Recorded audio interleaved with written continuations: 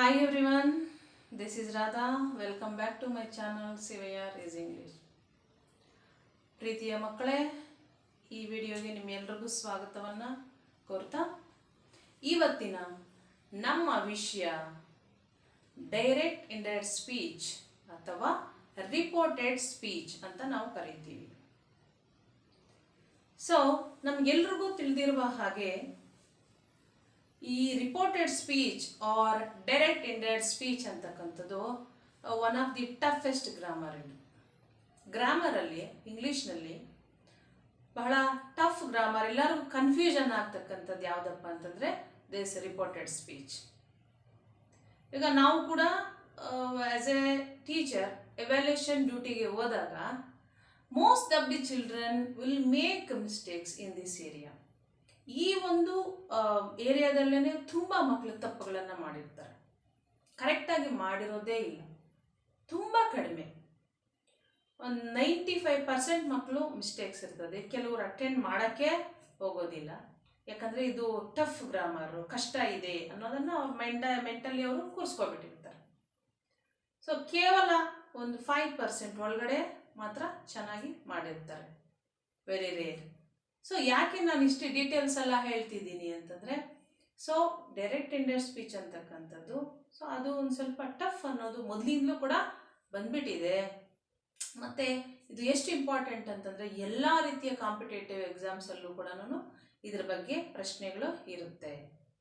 And not only for examination purpose, it's very helpful and essential in spoken English. ನಿಮ್ಮ ದಿನನಿತ್ಯ ನೀವು ಮಾತಾಡಬೇಕಾದ್ರೆ fluently ನಿಮಗೆ ಇದರ ನಾಲೆಡ್ಜ್ ಬಹಳ ಅವಶ್ಯಕತೆ ಇದೆ ನಿಮಗೆ.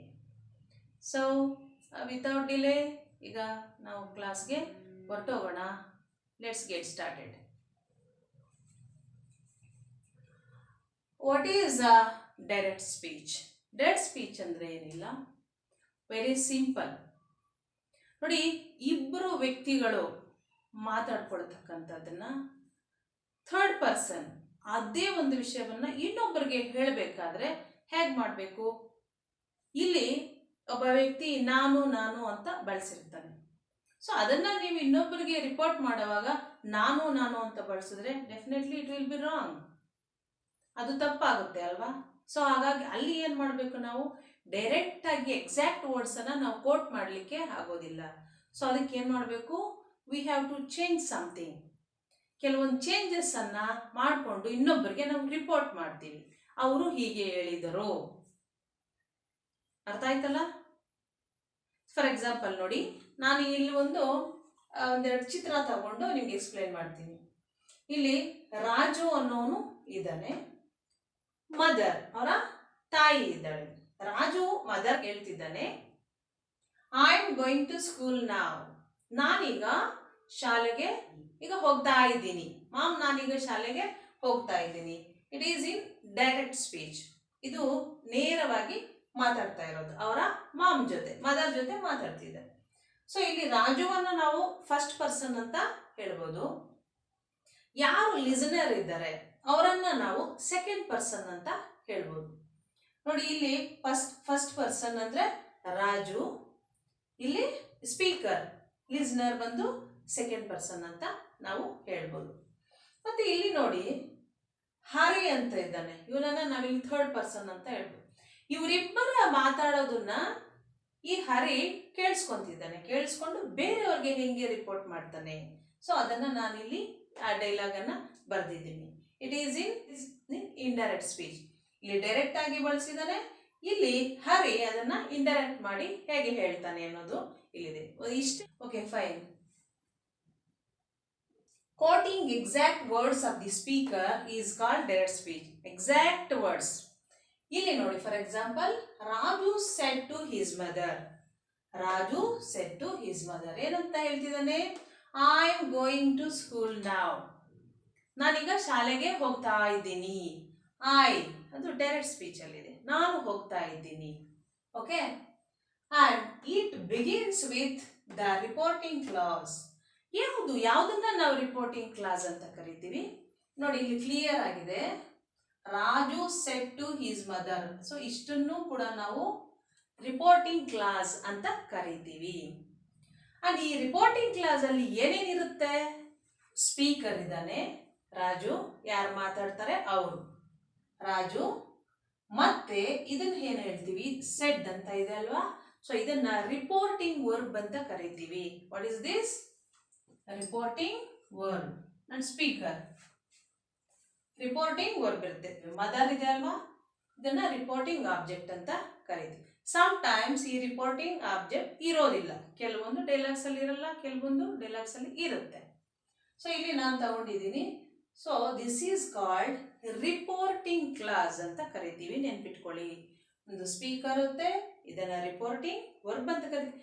ಈ ಪ್ಲೇಸ್ ಅಲ್ಲಿ ಸೇಸ್ ಬರ್ಬೋದು, ಸೆಡ್ ಬರ್ಬೋದು, ಟೆಲ್ ಬರ್ಬೋದು, ಟೋಲ್ಡ್ ಬರ್ಬೋದು, ಆಸ್ಕ್ಡ್ ಬರ್ಬೋದು, ಎಕ್ಸ್ಪ್ಲೇನ್ ಬರ್ಬೋದು. ಅಂತ ವರ್ಡ್ಸ್ ಎಲ್ಲ ಕೂಡ ಇದರಲ್ಲಿ ಬರಬಹುದು. Okay, so this is next. I am going to school now. ನೀವು ಒಂದನ್ನ ಗಮನಿಸಿ, ಇಲ್ಲಿ ರಿಪೋರ್ಟಿಂಗ್ ಕ್ಲಾಸ್ ಆದ ನಂತರ ಒಂದು ಕಾಮ ಬರುತ್ತೆ. ಇಟ್ ಈಸ್ ಕಂಪಲ್ಸರಿ, ಅಲ್ಲಿ ಇರಲೇಬೇಕು, ಇಲ್ಲ ಅಂದ್ರೆ ಅದು ಡೈರೆಕ್ಟ್ ಸ್ಪೀಚ್ ಆಗೋದಿಲ್ಲ. ನಂತರ ಇಲ್ಲಿ ಏನಿದೆ ನೋಡಿ, ಇನ್ವರ್ಟೆಡ್ ಕಾಮ ಅಲ್ವಾ? The exact words always take place within the inverted comma. Inverted ಕಾಮದಲ್ಲಿ ಇದೆ ಒಂದು ಸೆಂಟೆನ್ಸ್ ಅಂತಂದ್ರೆ ಅದು ಡೈರೆಕ್ಟ್ ಸ್ಪೀಚ್ ಆಗಿರುತ್ತೆ. ಆದ್ರೆ ನೋಡಿ, ನಾವು ಇಂಡೈರೆಕ್ಟ್ ಸ್ಪೀಚ್ ಅಂತ ಬಂದಾಗ ಇವೆಲ್ಲವನ್ನ ತೆಗಿತೀವಿ. ನಾವು ಕಾಮ ತೆಗಿತೀವಿ, ಇನ್ವರ್ಟೆಡ್ ಕಾಮ ಎಲ್ಲ ಕಂಪ್ಲೀಟ್ ತೆಗೆದ್ಬಿಡ್ತೀವಿ. ಅದು ಕ್ವಶನ್ ಇದ್ರೂ ಕೂಡ ನಾವು ತೆಗೆದ್ಬಿಡ್ತೀವಿ, ಕ್ವಶನ್ ಮಾರ್ಕ್ ಇದ್ರೂ ಕೂಡ. ಸೊ ಈಗ ನೋಡಿ, ವಾಟ್ ಈಸ್ ಇಂಡೈರೆಕ್ಟ್ ಸ್ಪೀಚ್? ಈಗ ಡೈರೆಕ್ಟ್ ಸ್ಪೀಚ್ ಅಂದ್ರೆ ಅರ್ಥ ಆಗಿದೆ ಅಂದ್ಕೊಂಡಿರ್ತೀನಿ. ರಿಪೋರ್ಟಿಂಗ್ ಕ್ಲಾಸ್ ಇರುತ್ತೆ, ಅದರಲ್ಲಿ ಸ್ಪೀಕರ್, ರಿಪೋರ್ಟಿಂಗ್ ವರ್ಬ್ ಇರುತ್ತೆ, ಆಮೇಲೆ ಸಮ್ ಟೈಮ್ಸ್ ರಿಪೋರ್ಟಿಂಗ್ ಆಬ್ಜೆಕ್ಟ್ ಇರುತ್ತೆ, ನಂತರ ಒಂದು ಕಾಮ ಇರುತ್ತೆ. ಇನ್ವರ್ಟೆಡ್ ಕಾಮದೊಳಗಡೆ ಆ ವ್ಯಕ್ತಿ ಮಾತಾಡಿದಂತಹ ಪದಗಳು ಅಥವಾ ಸೆಂಟೆನ್ಸ್ ಇರುತ್ತೆ. ಇದಿಷ್ಟು direct speech. Then what is indirect speech? In reported or indirect speech, we report what a speaker said without quoting exact words. Exact words ಹಾಕಬಾರ್ದು. ಇಲ್ಲಿ ಐ ಇದ್ರೆ ನೀನು ಐನಲ್ಲೇ ಹಾಕಬಾರ್ದು, ಅಲ್ಲಿ ಚೇಂಜಸ್ ಆಗುತ್ತೆ. ಚೇಂಜಸ್ ಮಾಡಿ ನೀನು ಹೇಳಿದ್ರೆ that is reported speech. Okay, fine. ಇಲ್ಲಿ ಏನು ಚೇಂಜಸ್ ಮಾಡಿದ್ದೀವಿ ನೀವು ನೋಡ್ಬೋದು. ನೋಡಿ, ರಾಜು ಸೆಡ್ ಅನ್ನೋದು ಇಲ್ಲಿ ಏನಾಗಿದೆ? ಟೋಲ್ಡ್ ಆಗಿದೆ. ಏನಾಗಿದೆ? So reporting verb has been changed. ಒಂದು ಚೇಂಜ್ ನೋಡ್ಬೋದು. ಆ್ಯಂಡ್ ಹೀಸ್ ಮದರ್, ಸೊ ಇಲ್ಲಿ ನಾವು ಟು ಅನ್ನ ತೆಗೆದಿದ್ದೀವಿ. ಡೈರೆಕ್ಟ್ ಆಗಿ ರಾಜು ಟೋಲ್ಡ್ ಹೀಸ್ ಮದರ್, ಇದನ್ನ ಎಕ್ಸಾಕ್ಟ್ ತಗೊಂಡಿದ್ವಿ. ನೆಕ್ಸ್ಟ್ ನೋಡಿ, ದಟ್ ಅನ್ನ ಸೇರಿಸಿದ್ವಿ. ಅರ್ಥ ಆಯ್ತಲ್ಲ? ದಟ್ ಅನ್ನ ಸೇರಿಸಿದ್ದೀವಿ. ಇದನ್ನ ಸಮ್ಟೈಮ್ಸ್ ನಾವು ಸಬಾರ್ಡಿನೇಟ್ ಕ್ಲಾಸ್ ಅಂತ ಕರಿತೀವಿ. ಅರ್ಥ ಆಯ್ತಾ? ಸಮ್ಟೈಮ್ಸ್ ಅದನ್ನ ನಾವು ಕಂಜಂಕ್ಷನ್ ಆಗಿ ಕೂಡ ನಾವು ಅದನ್ನ ಬಳಸ್ತೀವಿ, ದಟ್. ಸೊ ಹಾಗಾಗಿ ಇಲ್ಲಿ ದಟ್ ಅನ್ನ ಸೇರಿಸಿದ್ದೀವಿ. ಸೊ ಅದು ಒಂದು ಚೇಂಜಸ್ ಆಗಿದೆ. ದೆನ್ ಐ ಅನ್ನೋ ಪ್ರೊನೌನ್ ಇಲ್ಲಿ ಈ ಆಗಿದೆ. ನೋಡಿ, ನಾವು ಎಕ್ಸಾಕ್ಟ್ ವರ್ಡ್ಸ್ ಅನ್ನ ಬಳಸಿಲ್ಲ, ಅದನ್ನ ನಾನು ಹೇಳ್ತಿದ್ದೀನಿ. ಎಕ್ಸಾಕ್ಟ್ ವರ್ಡ್ ಬಳಸಿಲ್ಲ. ಆಮ್ ವಾಸ್ ಆಗಿದೆ, ಆ್ಯಂಡ್ ನೌ ದೆನ್ ಆಗಿದೆ. ನೋಡಿ, and we have removed all commas and inverted commas in reported speech. ಇದರಲ್ಲಿ ಯಾವುದು ಇಲ್ಲೆಲ್ಲ ತೆಗೆದಾಕಿದ್ದೀವಿ ನಾವು. ಸೊ ಈ ರೀತಿ ಇರುತ್ತೆ ಇಂಡೈರೆಕ್ಟ್ ಸ್ಪೀಚ್ ನಾವು ಮಾಡಬೇಕು ಅಂತಂದರೆ. ಸೊ ಇದು ಇಷ್ಟು what is direct and what is indirect speech. ಮತ್ತೆ ನೋಡಿ, ಇಲ್ಲಿ ಇವನು ರಾಜು ಹೇಳಿರೋದನ್ನ ಇಲ್ಲಿ ಹರಿ ಈ ರೀತಿ ರಿಪೋರ್ಟ್ ಮಾಡಿ ಹೇಳಿದ್ದಾನೆ. ಸೇಮ್ ಅಲ್ಲೇನಿದೆ, Raju told his mother that he was going to school then. So ಈ ರೀತಿ ಚೇಂಜ್ ಮಾಡಿ ಬರೀಬೋದು ಅಂತ ನಾನು ಸಿಂಪಲ್ ಆಗಿ ಕ್ಲಾರಿಫಿಕೇಶನ್ಗೋಸ್ಕರ ಬರ್ತಿದ್ದೀನಿ. Okay, fine. Rules. What are the rules to be followed while changing direct into indirect speech? ಏನು ಮುಖ್ಯವಾಗಿ ನಾವು ಫಾಲೋ ಮಾಡಬೇಕು ಅಂತಂದರೆ, ಬಹಳ ಮುಖ್ಯವಾಗಿ ಒಂದನೇದು ಚೇಂಜಿಂಗ್ ದಿ ಪ್ರೊನೌನ್ಸ್. ಪ್ರೊನೌನ್ ಅಂದರೆ ನಿಮ್ಗೆ ಈಗಾಗಲೇ ಗೊತ್ತಿದೆ, ಐ, ಯು, ಈ, ಶಿ, ವಿ, ದೇ. ಸೊ ಇವೆಲ್ಲವನ್ನು ನಾವು ಪ್ರೊನೌನ್ ಅಂತ ಕರಿತೀವಿ. Pronoun. Next, back shifting the tense. ಏನಪ್ಪ ಬ್ಯಾಕ್ ಶಿಫ್ಟಿಂಗ್ ದಿ ಟೆನ್ಸ್ ಅಂತಂದರೆ ಈಗ ನಾನು ತೋರಿಸ್ತೀನಿ ನಿಮಗೆ. Next changing the time and place expressions. ಈಗ ಇವೆಲ್ಲವನ್ನು ನಾನು ಫಾಲೋ ಮಾಡಿದ್ದೀನಾ ಇಂಡೈರೆಕ್ಟ್ ಸ್ಪೀಚಲ್ಲಿ? ಒಮ್ಮೆ ನಾವು ಚೆಕ್ ಮಾಡೋಣ. Okay, changing the pronoun. Okay, ನೀವಿಲ್ಲಿ ನೋಡ್ಬೋದು ಐ ಇದೆ ಅಲ್ವಾ, ಐ. ಇಲ್ಲಿ ಐ ಪ್ರೊನೌನ್ ಇದೆ, ಇಲ್ಲಿ ನೋಡಿ ಈ ಪ್ರೊನೌನ್ ಆಗಿ ಚೇಂಜ್ ಆಗಿದೆ, ಹೌದಲ್ಲ? ಎಸ್, ಈ ಆಗಿ ಚೇಂಜ್ ಆಗಿದೆ. ಯಾಕೆ ನಾವಿಲ್ಲಿ ಈನೇ ಬಳಸಿದ್ದೀವಿ? Yes, look at the speaker. ಇಲ್ಲಿ ಯಾರು ಇದ್ದಾನೆ? Raju. Raju is boy. Boy ಆಗಿರೋದ್ರಿಂದ ಆರ್ ಮೇಲ್ ಆಗಿರೋದ್ರಿಂದ ಅವ್ರಿಗೆ ನಾವೇನು ಹಾಕಿದ್ದೀವಿ? ಹಿ ಅನ್ನ ಬಳಸಿದ್ದೀವಿ. This pronouns depends upon the gender. ಅಲ್ಲಿ ಯಾವ ರೀತಿ ಇದ್ರೆ ಅದನ್ನ ಬಳಸ್ತೀವಿ. In case there is Meena or female in the place of Raju, then we have to use she ಅನ್ನ ಬಳಸ್ತೀವಿ. ಅರ್ಥ ಆಯ್ತಾ? ಸೊ ಸ್ಪೀಕರ್ ಯಾರಿದ್ದಾರೆ ಅನ್ನೋದನ್ನ ನೋಡಿಕೊಂಡು ನಾವು ಪ್ರೊನೌನ್ ಅನ್ನ ಸೆಲೆಕ್ಟ್ ಮಾಡ್ತೀವಿ. ಓಕೆ, ಸೊ ಇದಾಯಿತು, ಪ್ರೊನೌನ್ ಚೇಂಜಸ್ ಆಗಿದೆ. Next back shifting the tense. ಏನಪ್ಪ ನೋಡಿಲಿ, ಆಮ್ ಇದೆ.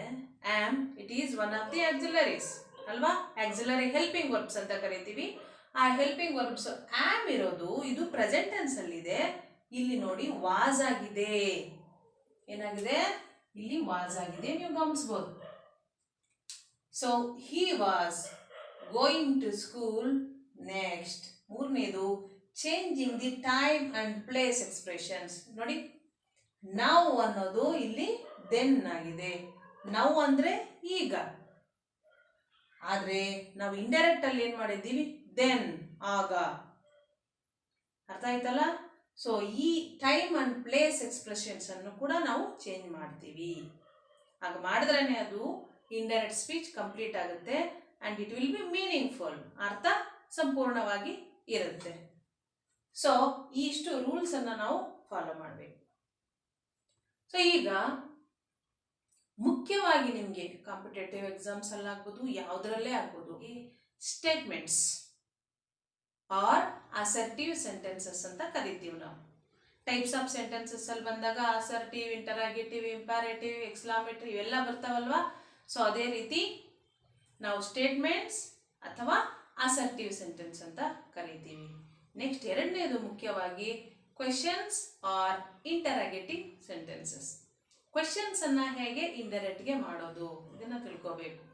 ಫಸ್ಟ್ ಸ್ಟೇಟ್ಮೆಂಟ್ಸ್, ಆಮೇಲೆ ಕ್ವೆಶನ್ಸ್, ದೆನ್ ಮೂರನೇದು ಇಂಪ್ಯಾರೇಟಿವ್ ಸೆಂಟೆನ್ಸಸ್ ಅಂತ ಕರಿತೀವಿ. ಇಂಪ್ಯಾರೇಟಿವ್ ಸೆಂಟೆನ್ಸಸ್ ಅದರಲ್ಲಿ ಏನೇನಪ್ಪ ಬರುತ್ತೆ ಅಂತಂದ್ರೆ ರಿಕ್ವೆಸ್ಟ್ಸ್ ಬರ್ತದೆ, ಕಮ್ಯಾಂಡ್ಸ್ ಬರ್ತದೆ, ಇನ್ಸ್ಟ್ರಕ್ಷನ್ಸ್ ಬರ್ತದೆ, ಪರ್ಮಿಷನ್ಸ್ ಇವೆಲ್ಲವೂ ಕೂಡ ಬರುತ್ತೆ. ಅದು ಇಂಪ್ಯಾರೇಟಿವ್ ಸೆಂಟೆನ್ಸಸ್. ಇವಿಷ್ಟನ್ನು ನಾವು ಚೇಂಜ್ ಮಾಡೋದು ಕಲ್ತ್ಕೊಂಡ್ಬಿಟ್ರೆ ನಾವು ಈ ಒಂದು ಗ್ರಾಮರಲ್ಲಿ ಪರ್ಫೆಕ್ಟ್ ಆಗಿದ್ದೀವಿ ಅಂತ ಅರ್ಥ ಆಗುತ್ತೆ. ಸೊ ನಾವೀಗ ಒನ್ ಬೈ ಒನ್ ಫಸ್ಟ್ ಯಾವುದು ಸ್ಟೇಟ್ಮೆಂಟ್ಸ್ ಆರ್ ಅಸರ್ಟಿವ್ ಸೆಂಟೆನ್ಸಸ್ ಅನ್ನ ಹೇಗೆ ಚೇಂಜ್ ಮಾಡೋದು ಅನ್ನೋದನ್ನ ತಿಳ್ಕೊಳ್ಳೋಣ. Before going to do that, ಆ ಸ್ಟೇಟ್ಮೆಂಟ್ಸ್ ಅನ್ನ ಚೇಂಜ್ ಮಾಡೋದಕ್ಕಿಂತ ಮೊದಲು ಮುಖ್ಯವಾಗಿ ಕೆಲವು ನೀವು ನೆನ್ಪಿಟ್ಕೋಬೇಕು. ಏನಪ್ಪ ಅಂತಂದ್ರೆ ಡೈರೆಕ್ಟ್ ಇಂದ ಇಂಡೈರೆಕ್ಟ್ ಸ್ಪೀಚ್ಗೆ ಚೇಂಜ್ ಮಾಡುವಾಗ ಕೆಲವೊಂದು ಚೇಂಜಸ್ ಆಗ್ತದೆ. ಕೆಲವೊಂದು ಕಂಪಲ್ಸರಿ ಪರ್ಟಿಕ್ಯುಲರ್ ಆಗಿ ಆ ಪದಗಳನ್ನೇ ನಾವು ಬಳಸಬೇಕಾಗುತ್ತೆ. ಅಂತ ಚೇಂಜಸ್ ಏನಾಗುತ್ತೆ, ಅಂತ ಚೇಂಜಸ್ ಏನಿದೆ ಇಲ್ಲಿ ಅನ್ನೋದನ್ನ ನಾವು ಫಸ್ಟ್ ಆ ಪದಗಳನ್ನ, ಆ ಎಕ್ಸ್ಪ್ರೆಷನ್ಸ್ ಅನ್ನ ತಿಳ್ಕೊಳ್ಳೋಣ. ನೋಡಿ ಇಲ್ಲಿ ಡೈರೆಕ್ಟ್ ನಲ್ಲಿ ಈ ರೀತಿ ಪದಗಳು ಬಂದಾಗ ಇಂಡೈರೆಕ್ಟ್ ಮಾಡಿದಾಗ ಈ ರೀತಿ ಚೇಂಜ್ ಆಗುತ್ತೆ, ಈ ರೀತಿ ಬದಲಾವಣೆ ಆಗುತ್ತೆ. ನೀವು ನೋಡ್ಬೋದು ದಿಸ್, ದಟ್ ಆಗುತ್ತೆ, these, those, now, then, here, there, today, that day, thus, so, tonight, that night, tomorrow, the next day, come, go, next week, the following week, yesterday, the previous day, or the day before.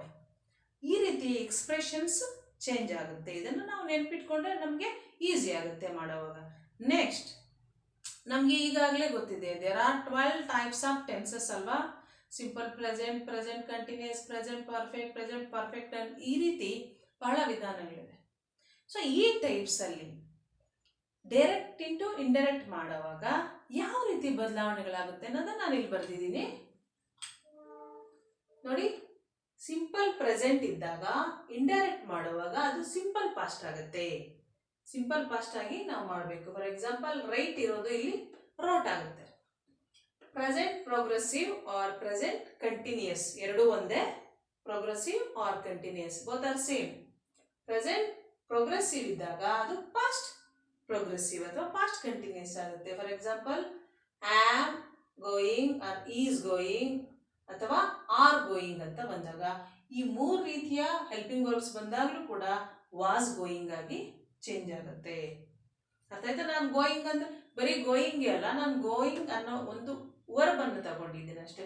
It can be anything, climbing, drinking, what ever.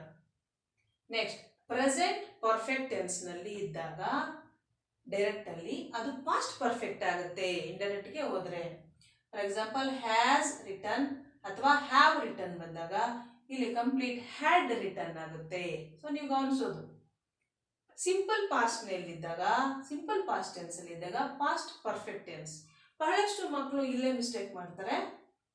Simple present ಇದ್ರೆ simple past ಈಸಿಯಾಗಿ ಮಾಡಿಬಿಡ್ತಾರೆ. Present continuous, past continuous ಈಸಿಯಾಗಿ ಮಾಡ್ತಾರೆ. ಆದರೆ simple past ಅಂತ ಬಂದಾಗ ಅವ್ರಿಗೆ confuse ಆಗುತ್ತೆ. ಆಲ್ರೆಡಿ ಪಾಸ್ಟ್ ಟೆನ್ಸ್ ಅಲ್ಲಿ ಇದೆಯಲ್ಲ, ಏನ್ ಚೇಂಜ್ ಮಾಡೋದು? ನಾವೀಗಾಗಲೇ ಬ್ಯಾಕ್ ಶಿಫ್ಟಿಂಗ್ ಆಫ್ ಟೆನ್ಸ್ ಅಂತ ಮಾತಾಡಿದೀವಿ. ಸೊ ಅವಾಗ ಹೇಗೆ ಅಂತಂದ್ರೆ ಪಾಸ್ಟ್ ಪರ್ಫೆಕ್ಟ್ ಆಗುತ್ತೆ ಅದು. ಇದು ನೆನ್ಪಿಟ್ಕೋಬೇಕು. ಸಿಂಪಲ್ ಪಾಸ್ಟ್ ಅಂತ ಬಂದಿದೆ ಅಂದ್ರಲ್ಲಿ ಪಾಸ್ಟ್ ಪರ್ಫೆಕ್ಟ್ ಟೆನ್ಸ್ಗೆ ಚೇಂಜ್ ಮಾಡಬೇಕಾಗುತ್ತೆ. ಫಾರ್ ಎಕ್ಸಾಂಪಲ್ ನೋಡಿ, ರೋಟ್ ಅಂತ ಅಲ್ಲಿ ಪದ ಬಂದ್ರೆ ಡೈರೆಕ್ಟ್ ಸ್ಪೀಚ್ ಅಲ್ಲಿ ಅದು ಹ್ಯಾಡ್ ರಿಟರ್ನ್ ಆಗುತ್ತೆ. Next past progressive or past continuous tense ಎರಡು ಒಂದೇ ಬಂದಾಗ ಪಾಸ್ಟ್ ಪರ್ಫೆಕ್ಟ್ ಪ್ರೋಗ್ರೆಸಿವ್ ಟೆನ್ಸ್ ಆಗುತ್ತೆ. ಇದು ಚೆನ್ನಾಗಿ ನೆನ್ಪಿಟ್ಕೋಬೇಕು. ಫಾರ್ ಎಕ್ಸಾಂಪಲ್ ವಾಸ್ ರೈಟಿಂಗ್ ಅಥವಾ ವರ್ ರೈಟಿಂಗ್ ಅಂತ ಬಂದಾಗ ಇಲ್ಲಿ ಹ್ಯಾಡ್ ಬೀನ್ ರೈಟಿಂಗ್ ಈ ಫಾರ್ಮ್ ಅಲ್ಲಿ ಬರಿಬೇಕಾಗುತ್ತೆ. ಸೊ ಇವಿಷ್ಟು ಕೂಡ ನೀವು ನೆನಪಿನಲ್ಲಿ ಸ್ಟೇಟ್ಮೆಂಟ್ಸ್ ಅಂತ ಬಂದಾಗ ನೀವು ನೆನಪಿನಲ್ಲಿ ಇಟ್ಕೋಬೇಕಾಗಿರ್ತಕ್ಕಂಥ ವಿಷಯಗಳು. ಮತ್ತೆ ಇವು ಚೇಂಜಸ್ ಎಕ್ಸ್ಪ್ರೆಷನ್ಸ್ ಅನ್ನ ಹೇಳಿದ್ದೀನಿ. ಈಗ ನಾವು ಸಮ್ ಎಕ್ಸರ್ಸೈಸಸ್ಗೆ ಹೋಗೋಣ. ಸೊ ಇಷ್ಟೊತ್ತು ಹೇಳಿದ್ದು ಕೂಡ ನಾನು ನಿಮಗೆ ಬೇಸಿಕ್ ಸ್ಟೇಟ್ಮೆಂಟ್ಸ್. ಫಸ್ಟ್ ನಾನು ಸಿಂಪಲ್ ಪ್ರೆಸೆಂಟ್ ಟೆನ್ಸ್ ಅನ್ನ ತಗೊಂಡಿದ್ದೀನಿ. Simple present tense as per the rule simple present ಇದ್ದಾಗ ಏನಾಗುತ್ತೆ? ಸಿಂಪಲ್ ಪಾಸ್ಟ್ ಆಗುತ್ತೆ. Very simple. See here, Manu said I go to market. Manu ಹೇಳ್ತಾ ಇದ್ದಾನೆ ಐ ಗೋ ಟು ಮಾರ್ಕೆಟ್, ನಾನು ಮಾರ್ಕೆಟ್ಗೆ ಹೋಗ್ತೀನಿ.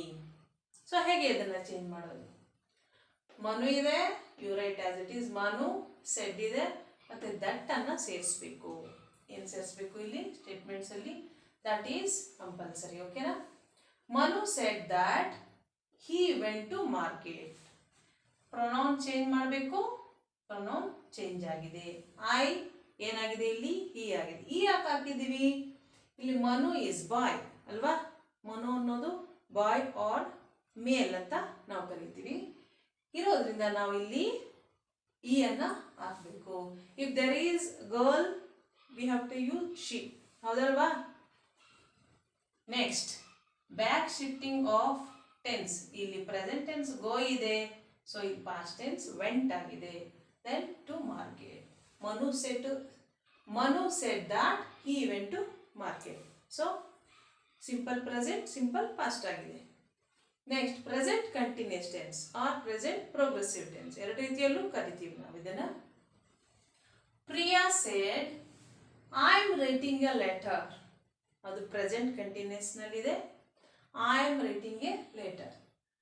ಪ್ರಿಯಾ ಸೆಡ್ ದಟ್ ಸೇರಿಸಿದೀವಿ. ಐ ಏನಾಗಿದೆ ಇಲ್ಲಿ? ಶಿ ಆಗಿದೆ. ಐ ಯಾಕೆ ಶಿ ಬರ್ದಿದ್ದೀವಿ? ಇಲ್ಲಿ ಪ್ರಿಯಾ ಇದ್ದಾಳಲ್ವಾ? ಪ್ರಿಯಾ ಗರ್ಲ್ ಆಗಿರೋದ್ರಿಂದ we have written she. I am writing a letter. She was am. ಇಲ್ಲಿ present tense auxiliary verb, past tense auxiliary verb ಆಗಿದೆ. I am writing a letter. She was writing a letter ಆಗಿದೆ. So present continuous, past continuous ಆಗಿದೆ. Next ಈಗ present perfect tense. I have lost my wallet today. She said with sad. Sometimes ಈ ರೀತಿ ಕೊಡ್ತಾರೆ. ಹೇಗೆ reporting class ಅನ್ನ sentence ನ ಕೊನೆಯಲ್ಲಿ ಕೊಡ್ತಾರೆ, ಫಸ್ಟ್ ಕೊಡೋದಿಲ್ಲ, ಇನ್ ದ ಬಿಗಿನಿಂಗ್. ಸಮ್ಟೈಮ್ಸ್ ಹಂಗಾಗುತ್ತೆ. ಸೊ ಯು ಡೋಂಟ್ ವರಿ, ಅದ್ರ ಬಗ್ಗೆ ತಲೆ ಕೆಡಿಸ್ಕೊಳ್ಳೋ ಅವಶ್ಯಕತೆ ಇಲ್ಲ. ಸೊ ಅದೇನು ರಿಪೋರ್ಟಿಂಗ್ ಕ್ಲಾಸ್ ಏನಿದೆ ಅಲ್ಲಿ ಅದನ್ನು ನೀವು ಸ್ಟಾರ್ಟಿಂಗಲ್ಲೇ ಬರೀರಿ. ಅಗೇನ್ ಆಸ್ ಯೂಶುವಲ್ ಸ್ಟಾರ್ಟ್ ಮಾಡಿ. She said with sad. ನೋಡಿ, ಶಿ ಸೆಡ್ ವಿತ್ ಸ್ಯಾಡ್. ಈಗಾಗಲೇ ನಾನು ಹೇಳಿದ್ದೀನಿ, ಇಂಡೈರೆಕ್ಟ್ ಸ್ಪೀಚ್ ಮಾಡಬೇಕಾದ್ರೆ we have to remove all the inverted commas and comma ಎಲ್ಲವನ್ನ ನಾವು ಎಲಿಮಿನೇಟ್ ಮಾಡಬೇಕಾಗುತ್ತೆ, ಮಾಡಿ ಬರೀಬೇಕಾಗುತ್ತೆ. ಸೊ ಅದೇ ರೀತಿ ಬರ್ತಿದ್ದೀನಿ ನಾನು. She said with said, that ಸೇರಿಸಿದೆ. ನೋಡಿ, ಐ ಹ್ಯಾವ್ ಲಾಸ್ಟ್. ಐ ಏನಾಗಿದೆ, ಶಿ ಆಗಿದೆ, because she is girl. Have ಏನಾಗಿದೆ, ಹ್ಯಾಡ್ ಆಗಿದೆ. ಲಾಸ್ಟ್ ಹಂಗೆ ಇದೆ. ದೆನ್ ಮೈ. ಮೈ ಅಂದರೆ ಇಲ್ಲಿ ನನ್ನ. ಸೊ ನಾವು ರಿಪೋರ್ಟ್ ಮಾಡಬೇಕಾದ್ರೆ ಅವಳ ಅಂತ ಮಾಡಬೇಕಲ್ವಾ. ಸೊ ಹರ್ ಅನ್ನು ನಾನು ಬಳಸಿದ್ದೀನಿ. So my became her. Then wallet. Today. Today ಹೋಗಿ ಏನಾಗಿದೆ, ದಟ್ ಡೇ ಆಗಿದೆ. ಯಾಕಂತಂದರೆ ನಾವೀಗಾಗಲೇ ತಿಳ್ಕೊಂಡಿದ್ದೀವಿ, ಟೈಮ್ ಆ್ಯಂಡ್ ಪ್ಲೇಸ್ ಎಕ್ಸ್ಪ್ರೆಷನ್ಸ್ ಏನಾಗುತ್ತೆ, ಚೇಂಜಸ್ ಆಗುತ್ತೆ. ಸೊ ಅದರ ಪ್ರಕಾರ today became that day. She said with sad that she had lost her wallet that day. Next. ಈಗ simple past tense. Simple past ಇದ್ದಾಗ ಹೇಗೆ, ರವಿ said to ಭಾನು. ನೋಡಿ, Ravi said to Bhanu, I brought a TV yesterday. Ravi ಭಾನುಗೆ ಹೇಳ್ತಾನೆ, ನಾನು ನಿನ್ನೆ ಒಂದು TV ತಂದೆ, ಒಂದು ಟಿವಿಯನ್ನು ತಂದೆ. ಸೊ ಇದನ್ನ ಹೆಂಗೆ ರಿಪೋರ್ಟ್ ಮಾಡೋದು, ಡೈರೆಕ್ಟ್. ರವಿ ಟೋಲ್ಡ್ ಭಾನು. ನೋಡಿ, ಇಲ್ಲಿ ಟು ಆಗಲಿ ಸೆಡ್ ಎಲ್ಲ ಚೇಂಜಸ್ ಆಗೋಗಿದೆ. ಟು ಎಲಿಮಿನೇಟ್ ಆಗಿದೆ, ಸೆಡ್ ಏನಾಗಿದೆ, ಟೋಲ್ಡ್ ಆಗಿದೆ. ಇದನ್ನು ನೆನ್ಪಿಟ್ಕೊಳ್ಳಿ. Ravi told Bhanu that. I E ಆಗಿದೆ ನೋಡಿ, ಐ ಬ್ರಾಟ್ ಏನಾಗಿದೆ, ಇ ಹ್ಯಾಡ್ ಬ್ರಾಟ್. ಇದನ್ನು ನೆನ್ಪಿಟ್ಕೋಬೇಕು. ಹೇಗಿದೆ ರೂಲ್, ಸಿಂಪಲ್ ಪಾಸ್ಟ್ ಇದ್ದಾಗ ಏನಾಗುತ್ತೆ, ಅದು ಪಾಸ್ಟ್ ಪರ್ಫೆಕ್ಟ್ ಟೆನ್ಸ್ ಆಗುತ್ತೆ. ನೋಡಿ, ಇಲ್ಲಿ ಪರ್ಫೆಕ್ಟ್ ಟೆನ್ಸ್ ಬಳಸಿದ್ದೀವಿ ನಾವು. ಬ್ರಾಟ್ ಏನಾಗಿದೆ, ಹ್ಯಾಡ್ ಬ್ರಾಟ್ ಆಗಿದೆ. ಇದು ಮುಖ್ಯವಾಗಿ ಇಲ್ಲೇ ತಪ್ಪು ಮಾಡೋದು ಮಕ್ಕಳು, ಅದಕ್ಕೆ ಚೆನ್ನಾಗಿ ನೋಡ್ಕೊಳ್ಳಿ. ಈ had brought a T V the previous day. So yesterday ಏನಾಗಿದೆ, ದ ಪ್ರೀವಿಯಸ್ ಡೇ ಆಗಿ ಚೇಂಜ್ ಆಗಿದೆ. Okay, next past continuous tense. They said, ಅವ್ರು ಹೇಳ್ತಾರೆ, we were going to Bangalore. ನಾವು ಬ್ಯಾಂಗ್ಳೂರ್ಗೆ ಹೋಗ್ತಾ ಇದ್ವಿ. ಸೊ ಪಾಸ್ಟ್ ಕಂಟಿನ್ಯೂಸ್ ಟೆನ್ಸ್ ಅಲ್ಲಿ ಇದೆ. ಅದನ್ನು ಹೇಗೆ ಚೇಂಜ್ ಮಾಡೋದು, ದೇ ಸೆಡ್, ದಟ್ ಸೇರಿಸಿದೆ. They said that. We were, we ಅಂದರೆ ಯಾರಿಲ್ಲಿ, ಇವರು. ಸೊ ಅದಕ್ಕೆ ವಿ ಬದಲಿಗೆ ಏನು ಹಾಕಿದ್ದೀವಿ, ದೇ ಹಾಕಿದ್ವಿ. ರಿಪೋರ್ಟಿಂಗ್ ಅಲ್ಲಿ ವಿ ದೇ ಆಗುತ್ತೆ. They had been going. ನೋಡಿ, ಇಲ್ಲಿ ಗಮನಿಸಿ ನೀವು, ವರ್ ಗೋಯಿಂಗ್ ಏನಾಗಿದೆ ನೋಡಿ, ವರ್ ಗೋಯಿಂಗ್ ಅನ್ನೋದು ಇಲ್ಲಿ ಹ್ಯಾಡ್ ಬೀನ್ ಗೋಯಿಂಗ್ ಆಗಿದೆ. ನೋಡಿ, had been going. They said that they had been going ಅಂದರೆ ಪಾಸ್ಟ್ ಕಂಟಿನ್ಯೂಸ್ ಏನಾಗುತ್ತೆ, ಪಾಸ್ಟ್ ಪರ್ಫೆಕ್ಟ್ ಕಂಟಿನ್ಯೂಸ್ ಆಗಿ ಚೇಂಜ್ ಆಗುತ್ತೆ. ಇದನ್ನು ನೆನ್ಪಿಟ್ಕೋಬೇಕು. ನಿಮಗೆ ಅರ್ಥ ಆಗಿಲ್ಲ ಅಂತಂದರೆ ಒಂದಲ್ಲ 2 ಸರ್ತಿ ವಿಡಿಯೋನ ನೋಡಿ, ಅರ್ಥ ಆಯ್ತಾ. ಸುಮ್ಮನೆ ಮಿಸ್ಟೇಕ್ಸನ್ನು ಮಾಡೋಕ್ಕೆ ಹೋಗಬೇಡಿ. They had been going to Bangalore. Okay, next past perfect tense ಇದ್ದಾಗ ಚೇಂಜಸ್ ಆಗುತ್ತಾ, ಯಾವುದೆಲ್ಲ ಚೇಂಜಸ್ ಆಗುತ್ತೆ ನೋಡೋಣ. Meena said to me. Meena ನನಗೆ ಹೇಳಿದ್ಲು, I had seen the movie 3 times. ಈ ಮೂವಿಯನ್ನು ನಾನು 3 ಸರ್ತಿ ನೋಡಿದ್ದೆ. ಮೂವಿ 3 ಸರ್ತಿ ನಾನು ನೋಡಿದ್ದೆ. ಮೀನಾ ಟೋಲ್ಡ್ ಮೀ ದಾಟ್. ರಿಪೋರ್ಟಿಂಗ್ ಮಾಡಬೇಕಾದ್ರೆ ಇಂಡೈರೆಕ್ಟ್ ಆಗಿ ಟೋಲ್ಡ್ ಮೀ ದಾಟ್. ಐ ಏನಾಗಿದೆ, ಶಿ ಆಗಿದೆ, because Meena girl. She had seen the movie 3 times. ಇಲ್ಲಿ ಏನು ಚೇಂಜಸ್ ಆಗಿದೆ ನೀವು ಗಮನಿಸ್ಬೋದು ನೋಡಿ. ಹ್ಯಾಡ್ ಸೀನ್ ಅನ್ನೋದು ಹ್ಯಾಡ್ ಸೀನ್ ಹಾಗೆ ಉಳ್ಕೊಂಡಿದೆ.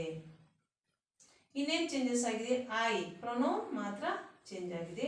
ಡಿಯರ್ ವ್ಯೂಯರ್ಸ್, ಇಂದಿನ ವಿಡಿಯೋದಲ್ಲಿ ನಾವು ಸ್ಟೇಟ್ಮೆಂಟ್ಸನ್ನು ಹೇಗೆ ಡೈರೆಕ್ಟ್ ಇಂಟು ಇಂಡೈರೆಕ್ಟ್ ಮಾಡೋದು ಕಲ್ತ್ಕೊಂಡ್ವಿ. ನೆಕ್ಸ್ಟ್ ವಿಡಿಯೋದಲ್ಲಿ ನಾವು ಕ್ವೆಶನ್ಸನ್ನು ಹೇಗೆ ಚೇಂಜ್ ಮಾಡೋದು ಅನ್ನೋದ್ರ ಬಗ್ಗೆ ತಿಳ್ಕೊಳ್ಳೋಣ. Until then keep watching, keep learning.